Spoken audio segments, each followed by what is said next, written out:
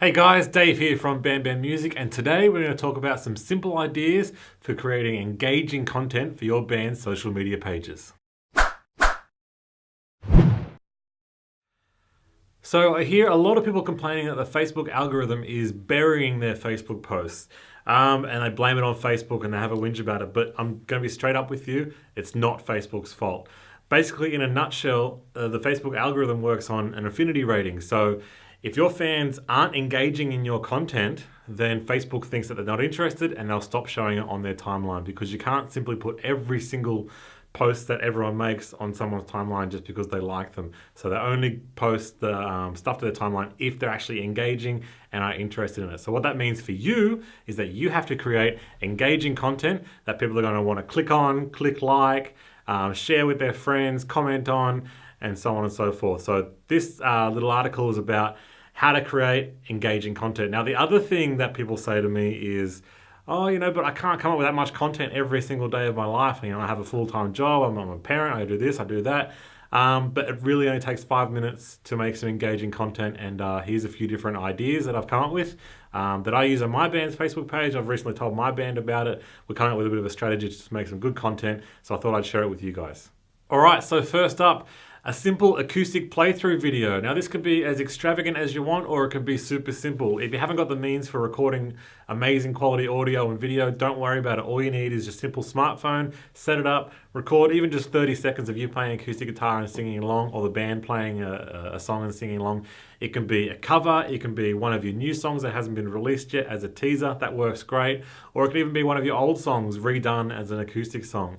But the important thing is to remember, the quality, it needs to be okay, but it's not the be all and end all of this kind of content. Just picture, imagine your favorite band, imagine if they put up an acoustic rendition of one of their classic songs that everyone loves. It would get hundreds of thousands of likes and clicks and whatnot. So obviously you might not be that sort of size of your band, but it's an easy way to create good, interesting content that your actual fans will engage with once they see it. So just 30 seconds, even the whole song if you want to, just nice and simple. Acoustic guitar, singing along, that's all you need. All right, this next one is super easy. All you have to do is take little video snippets or even photos of band members or the whole band when they're in a recording session, or if they're at a rehearsal studio. Just 10 seconds, 30 seconds worth of them. Maybe the lead guitarist playing a new solo, maybe the drummer's playing a new drum fill or something like that, or he's trying to figure out different drum fills. Then you can post the different versions on the Facebook and say, hey guys, which one do you like the best? Stuff that's going to get your fans engaging and actually interested. Fans really want to be like a fly on the wall sort of thing and see what you're doing behind the scenes. So if you're at a rehearsal, say you're at a rehearsal for 2 or 3 hours, you could take 20 little videos in that amount of time. So say the drummer's trying to figure out a part, just film him for 5 minutes, cut that 5 minutes up into little sections. That's a bunch of different posts that you can make throughout the weeks. You don't have to use them all straight away. Obviously you don't want to put 5 of the same posts on in 5 consecutive days. So save them for later. Have like a little database in your phone or on your computer that you can save for Instagram or Facebook posts later on down the line, and pull from that and post those things. So a rehearsal, a recording session, a gig, anything like that, you can take these little short snippets of video, you can take tons of them and they will last you. All you need to do is post one a day and they'll last you forever. All right, this next one is a classic, a simple band interview, whether it be one band member interviewing the other band member, or you can even just write down a bunch of questions and put the questions over the top of the video on the screen so that the people watching the video can actually see the questions, and you guys just answer them, interview yourselves that way. Or another really cool way to get super engagement is to find another band that are like you, same sort of size, in your local area, get them to interview you, and then you interview them, do vice versa. So that way when you're advertising your interview, then their fans will want to watch it too, because the singer from that band is interviewing you, and vice versa. It works well for both bands. That way you double your audience because you're targeting fans of 2 bands that way. And it's a good way to get to know other bands as well too in your local area, and all the bands should be working together if you really want to make it big. But it's a great way of interacting with other bands and also massively doubling your engagement. All right, this next one is super simple as well. Have you got any old merch lying around? Well, what you want to do is hold a competition. Say, whoever shares this post can get a free t-shirt or something like that. Now, apparently Facebook is cracking down on those sorts of posts, but you can twist it up a bit. Say maybe the first 5 people to record themselves singing our latest single will get a free t-shirt and they have to post it to the page. It's just cool content that people are going to click on. Just think of a creative competition, but post it out to Facebook. It's this way you get rid of any old t-shirts that you have that are lying around that no one wants to buy. People will be into it because it's free stuff. Everyone likes free stuff. And you can turn, the potential, you might have made $20 selling that t-shirt, but this way, you're not going to make the $20 selling the t-shirt, but it's going to be well worth more than $20 as an advertising tool for you. So think of it that way. Competitions are a great way to get people interested, especially depending on what you're giving away. It might be an old EP. It might even be just copies of your new EP as a way to boost sort of transactions and engagement before a new single or a new EP or a new album or something comes out as well too. So competitions are a really good way to get your fans engaging in your content, and they're super simple to set up. You don't even have to set up anything. You just say, hey, the first 5 people to do this win a t-shirt. It's really, really easy. Alrighty, so the next one is lyric videos. Now these can be pretty simple to do. They can be super complicated to do if you were like, for example, I think Green Day, their last album, did some really, really intricate like animated lyric videos for their songs. But you don't have to go that crazy. It can just be nice and simple. It could just be footage of your band playing live that someone shot with their iPhone. It could be some cool footage you've got a photographer to take, even just a bunch of still images, played together back to back as a video, and then just simple text over the top with your lyrics. But video is king on just about every social media page, especially Facebook, especially Instagram. The reason why it's king is because it's a lot easier for the viewers to watch. It's a lot easier for them to digest. They don't have to do anything. They get engaged by watching a video. Whereas looking at a picture, your interest in a picture dies down after the first couple of seconds because the picture's not changing. It's still doing the same thing. Whereas video, obviously, something cool might happen, something different's happening, and you get more engaged. It's a lot easier to absorb from the viewer's point of view. So anything you can turn into a video is great. Chuck some lyrics on there, put your song on there.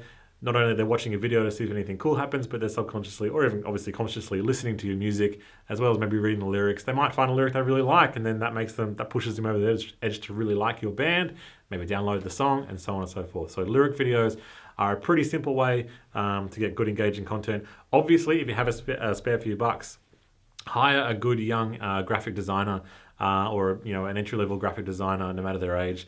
A lot of them out there are willing to do really good quality animated lyric videos for relatively small amount of dollars.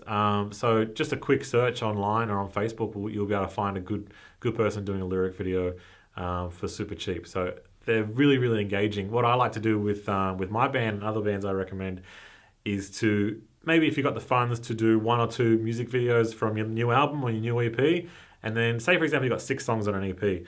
If you can afford it, do 2 music videos, and then the other 4 songs, make them lyric videos, because you can spend a lot less to make a lyric video is what I'm trying to get at. So that way you've got content for every single song that can be hitting out there on the internet that people are going to want to watch. All right, the next one is what I like to call happening right now posts. Now this is essentially, how with Facebook you now have story mode, so you can click on the picture of someone that plays the story, exactly like Instagram's ones, obviously because they own each other. But Instagram stories and Facebook stories are becoming super popular lately. So I see stories, people often say, what should I post to a story and what should I just post to my wall? But stories are more of like your day-to-day vlog almost, like what's happening in your day, like, I'm having this for breakfast, or I'm going to this gig and I'm setting up for this gig. You take little 10-second stories of what you're doing throughout that day. So with your band, you can document your whole gig, you can document a recording session, you can document like your rehearsal stages and all that sort of stuff. So that's all awesome stuff for your Instagram stories, and then your more interesting or more engaging posts can just go on your wall, on your timeline. Say, for example, my new album came out today. That can go on your Facebook wall or your Instagram post. Whereas day-to-day vlog type stuff will just go on your stories. But people, the stories get really good engagement because the way Instagram works and the way Facebook works is you click on one story, and if yours is coming up next, it'll automatically play it. And if it's good enough, people will keep watching it. And you can put things like polls on there now, at least on Instagram, so you can say, which shirt do you like best of these 2 designs, and people can actually click on which one they like the best and really engage in your content. So what's happening right now posts are basically story posts. Smash those. Those are super simple ones to do. You can make 57 of those a night, no worries.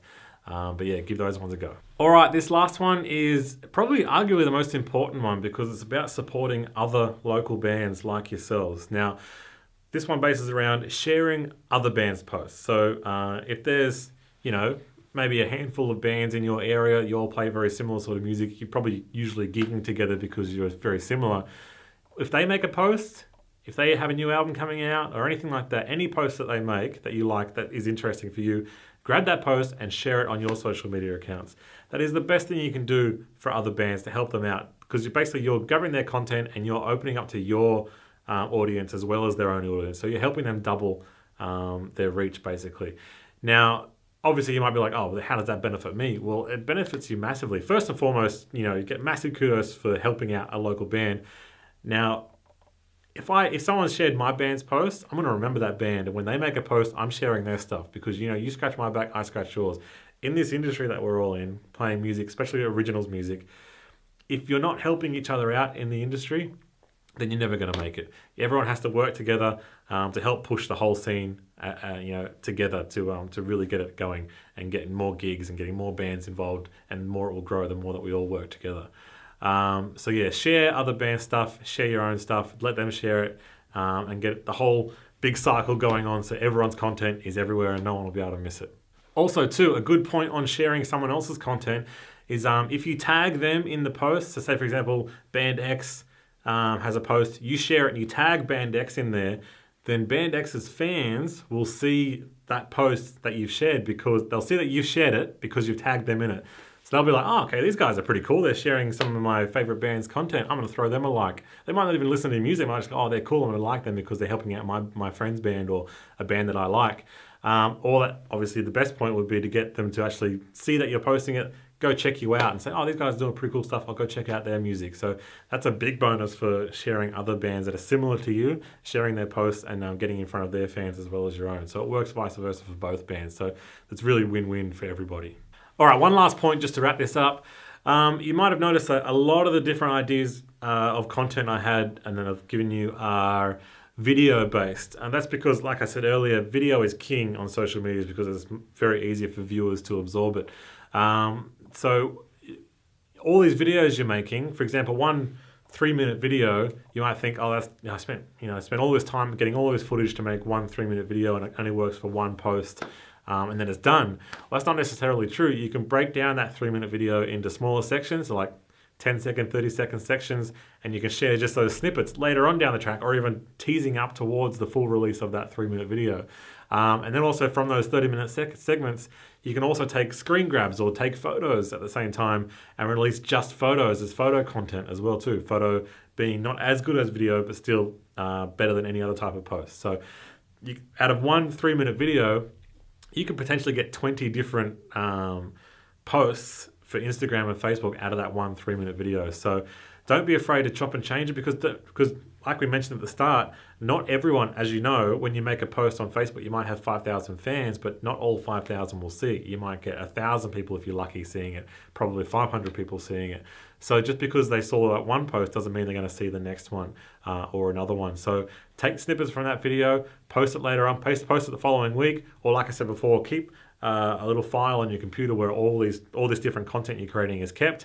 That way, if you're having a slow day, you haven't got any fresh content, say, oh, I might just take a screen grab from this old post I posted 2 months ago, and we'll post that as an interesting one. Oh, flashback posts. It's exactly what flashback posts are because they haven't got any relative content, or it might be an anniversary or something like that. So keep a nice little storage of all your content you're making, and don't forget you can splice it up and use those posts for later on down the track. So boom, you've got tons of different content you can make just from 1 3-minute video.